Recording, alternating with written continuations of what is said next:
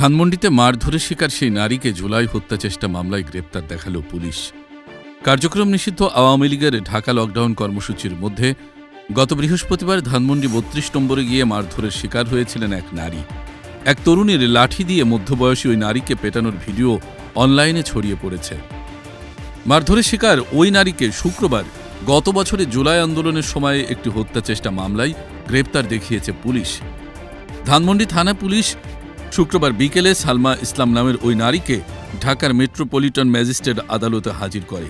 Chief metropolitan magistrate আদালতের magistrate Partha ভদ্র তার জামিন আবেদন নাকচ করে কারাগারে পাঠানোর আদেশ দেন। সালমা ইসলামের আইনজীবী আবুল হোসেন পাটোয়ারি বলেন, মামলার তদন্ত কর্মকর্তা ধানমন্ডি থানার উপপরিদর্শক আনোয়ার হোসেন তার মক্কেলকে কারাগারে রাখার আবেদন করেন। অপরদিকে তারা জামিন আবেদন করেন। উভয় পক্ষের শুনানি নিয়ে বিচারক তাকে কারাগারে পাঠানোর আদেশ দেন।